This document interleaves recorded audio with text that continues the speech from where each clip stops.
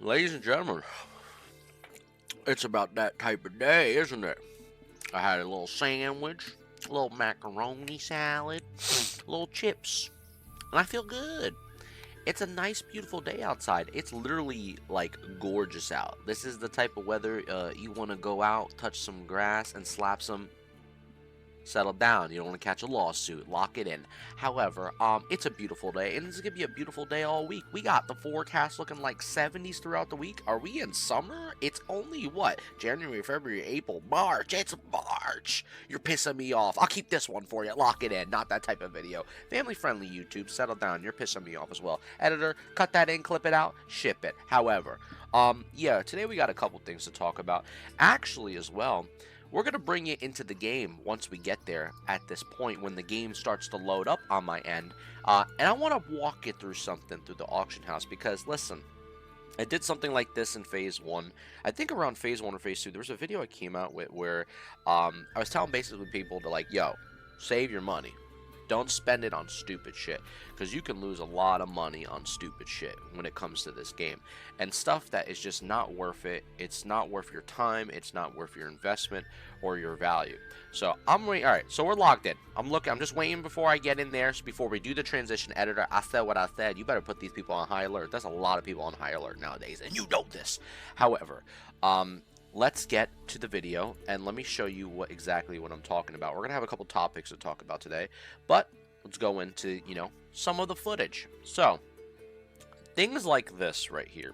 Obviously, everybody wants their enchantments. They want to get the best enchantments, the best bang for their buck overall in value of what they want. And I understand that because obviously nobody just wants to have only the +5. They want to move to the +7s. And if they're at the +7s, they want to move to the +9s. And if they're not at the best, enchantment for their weapon, they want the next best thing or near it.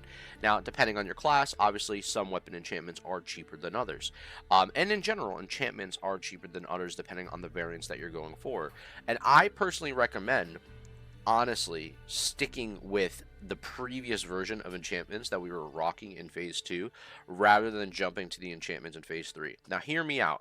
If you have the gold, I repeat, if you have the gold, send it to me, by the way. However, I'll use it better than you. Don't worry about it. Much love to you. I'll give you a cut, maybe a portion. You're pissing me off. Back up. However, yeah, I would just say if you have the gold, then yeah, by all means, you could do this. I mean, right now, I can't give enough credit to like how much gold you can get in this game, especially if you're doing alchemy or if you're selling mithril bars right now. Fishing is another good option as well. I believe for like the night fin soup, that's really good. But overall, what's another thing? I think dragon breath chili. I think in my server, I think was going for like 30, 40 gold for 20. So I'm gonna show you the auction house overall. And we're gonna dig deep through it. But what I'm basically getting at is that save your money, because if you get in stuff like greater agility or 15 strength or +4 instead of +3 all stats, you have to realize this costs large brilliant shards, and illusion dust is going up, and greater eternal essence is starting to pick up as well. And then you got stuff like like essence of earth. Then there's essences of fire, which those are not, those are going up as well. And the prices are pretty steep right now. So let's go into the game. A little quick transition for you right there. And let's go walk over. Let's go walk over. Blessing of Might missing. Blessing of Might missing. My weak aura, I'm going to punch it. However, so let's look up. Actually, we'll use this. Let's look up Greater Nether. Greater Nether right now. How much is Greater Nether going for? And we're doing this live, by the way. This is no uncut, raw, right for you, right at the face. For a stack of 10, because it seems like someone is buying out the market, which is smart. I mean, obviously, you could flip the market. I know some people use, like, those, what is it, that TSM add-on or whatever add-on that watches the entire market. I have a friend of mine that is a maniac. Much credit to him, is my boy Arrow. He fucking monitors the markets. He knows the stock prices. He knows when things going on in a bull spike and it's dipping down. That guy's got it monitored. That man's literally nuts when it comes to making money in this game, but much power to him. That's a smart amigo. However, yeah, for 10 of these, it's going about 57 fucking gold. 57 fucking gold on average. It is absolutely insane. And then what's the other one? Greater Eternal Essence.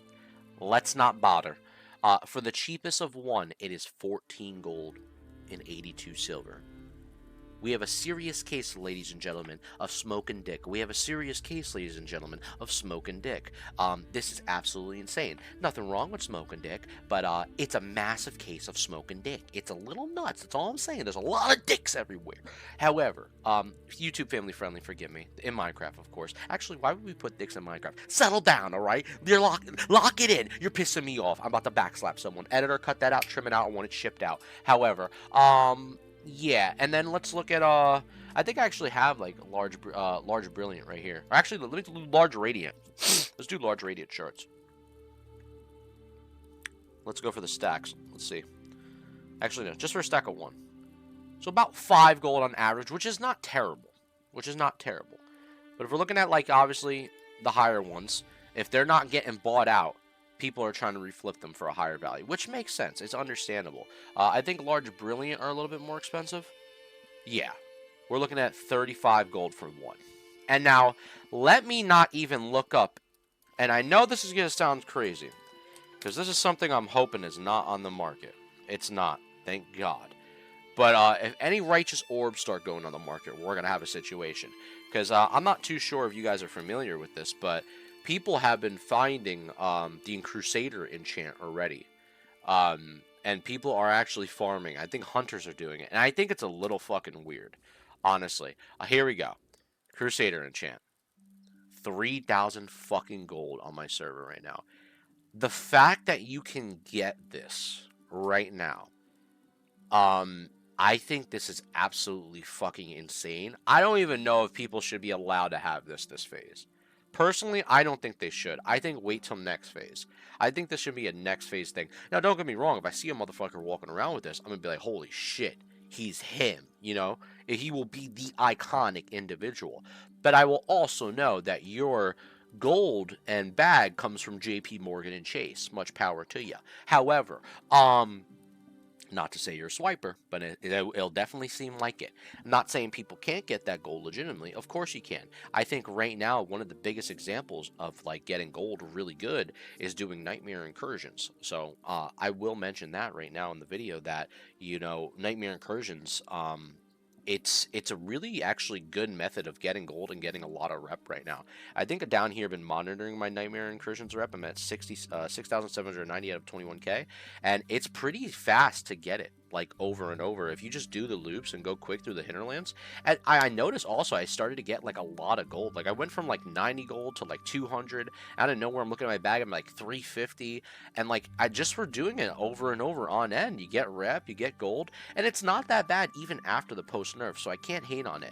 But even then, if you get all that gold, right, and you have the courage to buy something like this, I don't know if people should be allowed to use this at this current phase right now. I just think it's insane. Now, don't get me wrong, if you're farming it, you're a complete madman, and more power to you, because this drop rate is not easy to get. It's a very, very fucking low drop rate, which, by the way, I believe you get all the way up here in Strat by the courier that comes down this path, and then I seen hunters in their videos, they were just kiting them pretty much. So best of luck to you if you're gonna try out this strategy and try to get the courier and try to kill her over and over again, because she's surrounded by like level she has like guards around her, so good luck with that kill.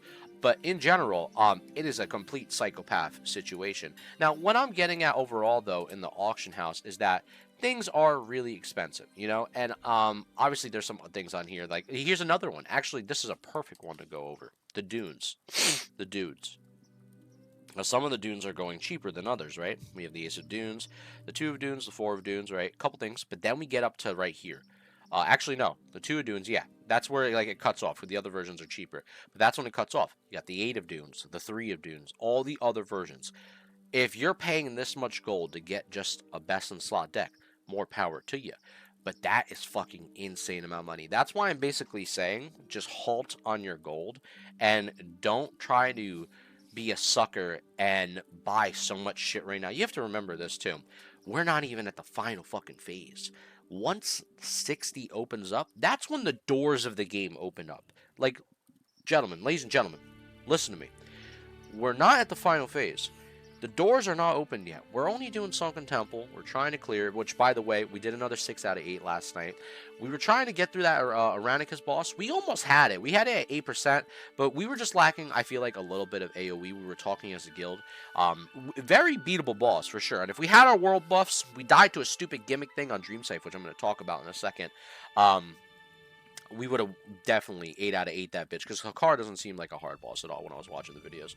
But just Eranikus, you know, it's still, for people who are saying that it's not like, you know, a super hard challenge, you can just run through the boss. Not saying you can't, for sure. But obviously the right comp is needed and the more AoE to handle those ads and clear them up. But overall, fun raid. I will say, this is probably the most fun I've had with a raid in a long time. I'm looking forward to going back in there next week. And then we got a couple pieces, so that was dope. And then go from there. However, though, I will say, yeah, the fact that, you know, these prices, you know, that you see here, I don't recommend spending your money. I recommend holding off, settling down, and locking the fuck in when it comes to next phase, because you can get, like, you know, the most crazy optimal things right now, and if you're trying to parse, more power to you. You're trying to hit the top 100s, you know, you're trying to hit, you know, hell, probably even the top 10s. Been there. I know what it's like.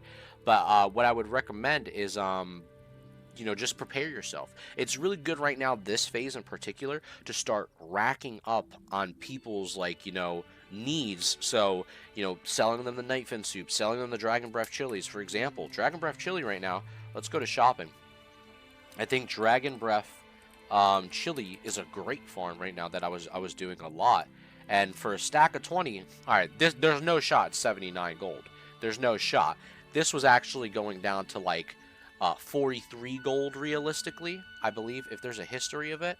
For a stack of 20, it's not showing here. It's fine. We'll just look at the current. But I know the other day it was at like 43 gold. For 79, that's absolutely insane. If that's the new norm, then people are going to start flipping at those prices.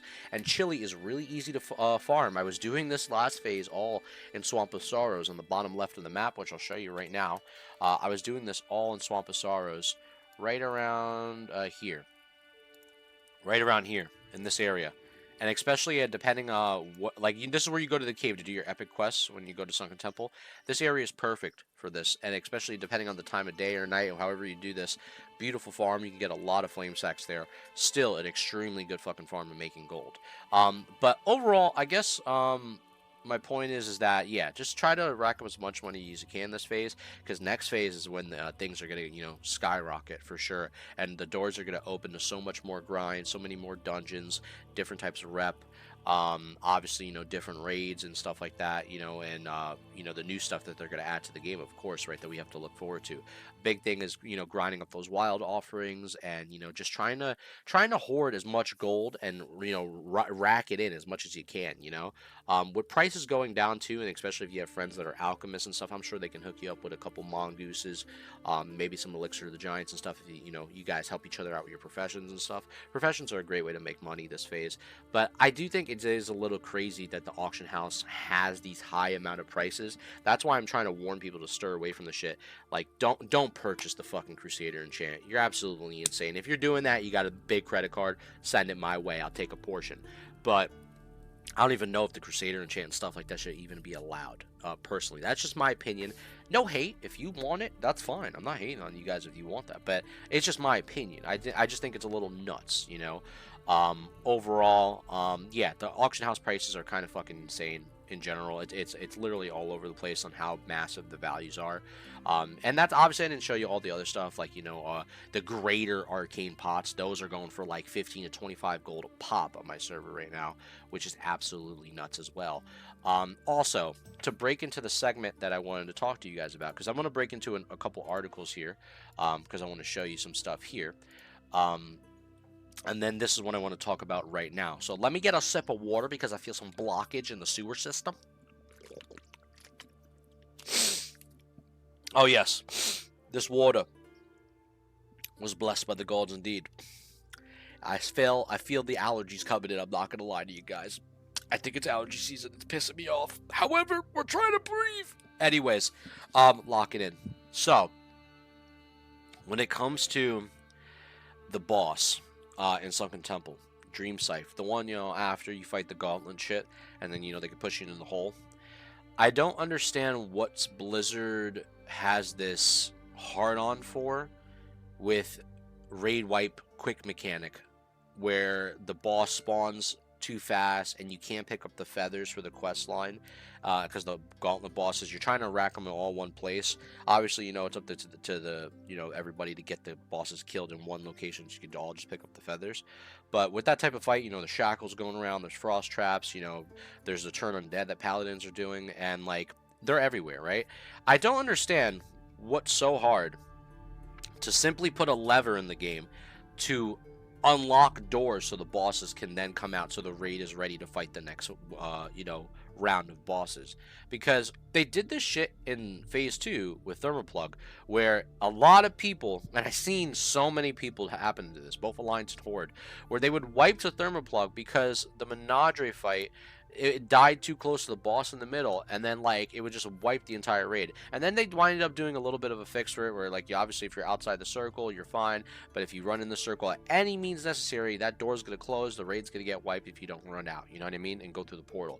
But I don't understand what's the deal with this. Like, bro, we literally lost all our fucking world buffs. It was funny as shit, don't get me wrong, I was laughing about it, but it was funny as shit, and obviously a little fucking annoying at the same time.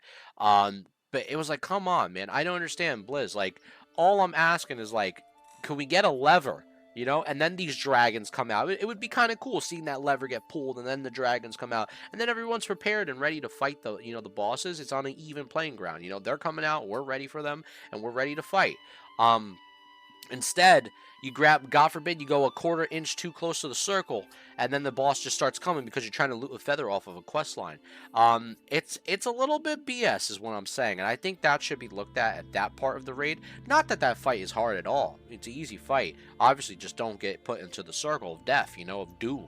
But overall, I think, it would just be nice for, like, to have that little mechanic, so we don't need to stress out about, oh shit, someone pulled the boss, just because they stepped in a half of inch, I think it's just a little bit ridiculous. Overall, that's something they can look at if they ever choose to fix. If not, I guess you just gotta hug the wall the entire time and don't move at all close to the circle. I guess that's just the play, and it is what it is.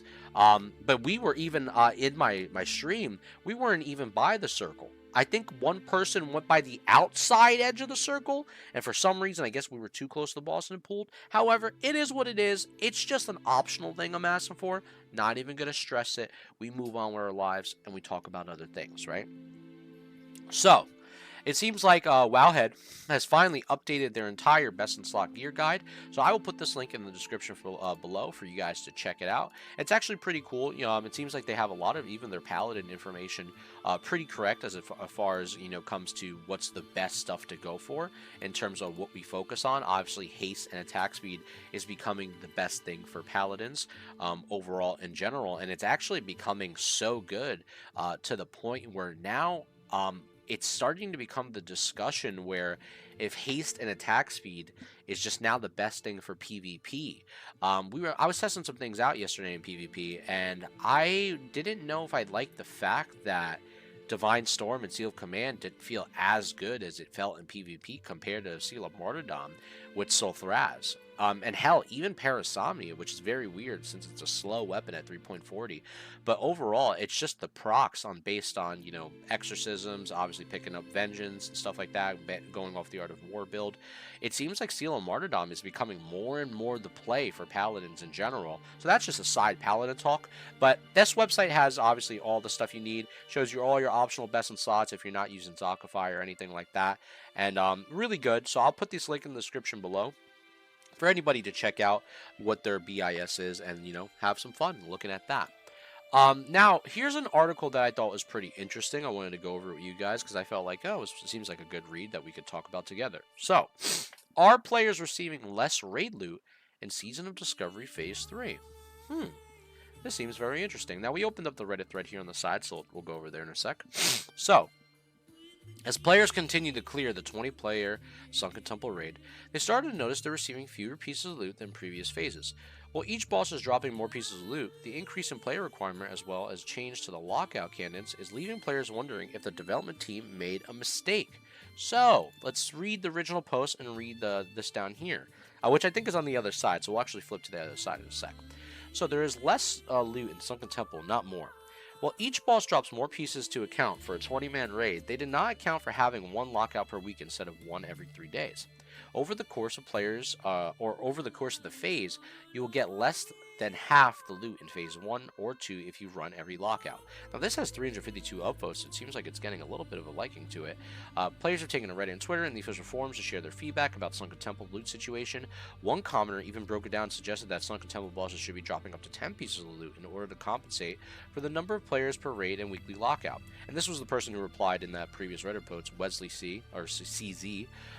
As has been said in other posts, to compensate, each boss in Sunken Temple, I was about to say Stranglethorn, would need to drop at least 8 to 9 pieces of loot, and that's with a lot of room. If you don't count 2 IDs per week, but 2.33, it's closer to 10 per boss. As it stands, we aren't even on 6 at average pretty much right now from these bosses in general. When asked about the discrepancy, WoW senior game producer Josh Greenfield, Mr. Agron himself, stated that the team considered increasing the amount of loot that drops per boss, but it just doesn't feel right. In future phases, the team hopes to provide useful loot from a variety of different content types, including crafting, PvP, rep, dungeons, and more quests similar to the Wild Gods. This is Agron's take right here from the Blue Post. It's 5 or more items, up from 2, and set piece tokens on every boss. You'll gear up fast, and there's a lot of other sources of gear to tide you over until you get things from the raid. We toyed with even more drops for boss, but it really just started to feel not quite right. And going forward, I think we want to try to aim for you have options between different activities to gear up, so we don't have just raiding be the only thing you ever want to do progress. Especially at 60, we have a level of, we have a lot of vectors for this: crafting, PvP, reputations, dungeons, and potentially more Wild God esque deterministic systems. This feels better to us than just throwing the kitchen sink at you in raids. So I don't know how I feel about this all in general. I feel like if you're going into a raid and it's this big phenomenon of things, people should get rewarded and get looted up, so it feels very evenly distributed amongst the raid itself. So maybe more tokens or more pieces should be dropping in general, especially for like a level 50 raid. I don't think it's really a big ordeal. Maybe you guys think it's like, the loot is fine as it is. Last night, the loot was dropping pretty good, I would think. A lot of Nightmare Seeds, a lot of Flask of Mojo. I didn't see like a massive ordeal or issue to it. However, maybe I need to pay a little bit more attention to it so I can monitor it, because obviously, we're just trying to focus on getting done with the raid. But let me know your comments below. Let me know what you guys think. Do you think more loot should be dropping from Sunken Temple? Do you agree with Agron's point of view, saying that, maybe it is best that we stick to a lot of other things to get loot and other alternatives to get your best in slots, including the new wild offering system? This way keeps more people in dungeons and engaged in the world, rather than just ready to focus on raid and then log out for a couple days and only get back on when it's raid time. Because that's the caveat to it, right? Obviously you want people playing the game, and you don't want people just playing the game just for a raid, so you can keep the world lively and open and it feels like you're playing World of Warcraft. So I understand that part, but let me know your comments below and we will go from there. Now, here's something I found interesting. It's actually pissing me off hearing about it, because the fact that there is a chance of Tauren Paladins to come in Season of Discovery means something might come to the Alliance, and I hope it does. Because if the Horde winds up getting Paladins, PvP is going to be a fucking nightmare, okay? It's going to be a nightmare. Now, all I'm saying is if they get Paladins, we got to get Shamans. That's the trade-off. It's even. But it seems like Brave Stone Torch over here, right? As you go through, the quest line, when you're going for the Hammer of Righteousness, it seems like he makes his return in Phase 3, obviously, trying to get the rune. But one of the items required to obtain the rune is the Symbol of Faith, which is reward from Brave Stone Torch. According to the flavor of text on the item, the symbol is gifted from one with newly discovered purpose. So in retail, Tauren Paladins are known as the Sunwalkers. Sorry, I'm stuttering over here. The allergies are kicking in, guys. And their light powers come on Shay, while Tauren Paladins players weren't available until Cataclysm. The Sunwalkers order developed around the time of the Wrath of the Lich King. In response to perceived imbalance brought about influence from the Night Elf worship Elune, the Night Elf moon goddess, who the Tauren called Musha. Tauren believe Anshe and Musha are equal, and so formed the Sunwalkers to further explore the powers of the sun. Of course, it doesn't mean it's impossible for Tauren Paladins to exist before the Sunwalkers were formed, and Brave Stone Torch is clearly already devoted to Anshe. But if the new purpose the Stone Torch has found in his way of the Paladin, could this open a way of the future for basically other Tauren, specifically Tauren players? Time will tell overall. So I'm not too sure if Horde's going to get them. And like I said, if they get them, we got to get Shamans. It's only fair. It's going to remind me of like how we were going. I believe they did this when we were going in from Classic Era, right, into TBC, where TBC you were able to play Blood Elf Paladin, and then we were able to play Draenei Shaman. I believe that's correct. So I think if they're going to do something like that, then definitely we need to have the ability to have both on each end, which would be pretty cool because now people on Horde, they can play Paladin and we can play Shaman. No more bitching. We get the easiness of both ends. The tables are both on the even ground. Now everything's all right. Life is beautiful. However, it is what it is, and I'm not gonna, I wouldn't be tight at the end of the day, even if they get, Paladins. I just hope that they consider Alliance getting something as well. But if they only give them Paladins and we get nothing, then I might be a little annoyed. I'm not going to lie to you. Then that's a video for another fucking time. So maybe I will be a little tight. You best tighten your ass. You're pissing me off. Lock it in. Now, something I want to talk about, which we might go back to the game in a second here. You're looking at this weapon right here. The Tail of Eranikus, okay? It's not in the game. They took it out. And I think this weapon is still being reworked. Now, here's my issue with this. If this weapon is being reworked, how is it being reworked to? Is it going to be a faster weapon? Or is this hints at a possibility that they are actually fucking listening to any Paladin that has made a post or a forum post or even my own fucking videos? If you're reworking this weapon, because this basically is the Obsidian Edgeblade, right? From Molten Core. You have to tell me what you're going to do, Blizzard. I need to know. Agrid, somebody at Blizzard. Tell me what you're going to do with this weapon, because this can't be only an arms warrior weapon. There's another two-hand class in the game, besides Shamans. There's another two-hand class in the game, okay? Besides Hunters. There's another two-hand class in the game. That's mainly two-hand. It's the Paladin. If you're going to make this weapon fast, great. But if you're going to make this slow, then let's zoom in. We have to fucking rework Divine Storm and Seal of Command. No one's going to use this shit at 3.40 with Divine Storm and Seal of Command, because it's hitting like a wet noodle. Like everyone I've been saying lately, Divine Storm and Seal of Command is a wet noodle, and you guys are starting to actually be right. It's actually scaring me. I'm going to have to check in Arathi Basin if Divine Storm is even worth it anymore. We need to do something. Something needs to change. Paladins can't always be... We can't be these fast-paced Andes for the rest of our life. I want the classic slow two-hand, Divine Storm smacks, big juicy crit coming from a slow two-hand swing, and Seal of Command being relevant. And you know what? Let that bitch twist into fucking, Seal of Martyrdom, like Seal of Blood. Do it like that, alright? Can you do that for us, please? Like, we need answers. Eranikus is not in the game. This weapon is not in the game, and I will show you right now.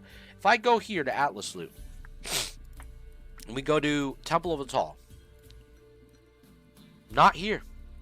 It's gone. It's supposed to drop off him. It's not here. Not here at all. Gone from the game. So what does that tell you? There's a possibility, and I believe there is a future and a chance that they might be working on Paladins, because they realize that the way this weapon is designed, it's either A, overtuned, or B, it's a very, very long shot of a B, that they want this weapon mainly for Paladins or Warriors, right? But they know that right now there is a problem with Paladins. And I just hope that they acknowledge this. I really want some acknowledgement on this. Maybe there is some stuff out there. I didn't check too much deep into the forum, so forgive me, Blizzard, or any mods out there, devs, or whatever, sponsor, or whoever, cheerleader is for Blizzard. However, I'm letting you know this right here. Come to my channel, let's talk about it. Because it's like a little annoying to the fact that we don't get to have our cool, classic old two-hand spec, and we're forced to do only Seal of Martyrdom and use this fucking crowd pummeler, which I despise. I want to throw it in the trash. So please, Blizzard, answer our prayers. If you're going to rework this weapon and put it back in the game at some point, also consider looking at the paladins that can benefit from this weapon, but by fixing the build that we want to play. As a ret, just the truth about it. That just my 2 cents. Have the option to play Seal of Martyrdom because it's normalized weapon damage, and have the option to play Seal of Command and Divine Storm because the damage has been either increased or both of them are tuned better together. And that's all I'm going to say about that. As far as anything else, did I forget anything else in the video? I think really that's about it of what I wanted to talk about. So, ladies and gentlemen, thank you as always for coming and tuning to the videos. This is a 30-minute video today. I didn't realize we were going for so long. However, much love to you. Thank you for joining the streams as always. I really do appreciate you. It's always been great. We had some fun like little PvP moments like last night we were chilling. McConnell was there too. Colin's the homie. Much love to him. Shout out to that guy. Go follow him. He's great. Great individual. Love that man. Awesome person. Great paladin. For sure. Representing the brotherhood. That's it. I'm not sucking them off. Lock them in. Put them on high alert. However, don't piss me off. You guys are all on high alert. And much love to you. I'll see y'all on the next one. We'll be streaming on Wednesdays and Saturdays and Sundays when we are active. And maybe a surprise stream every now and then throughout the week. So keep the Twitch monitored. Who knows? But keep on keeping on, amigos. Lock it in. Settle down. And I'll catch you on the next one. Peace. I hear a house phone ringing. Who has a landline in 2024? Only my mother! This is ridiculous!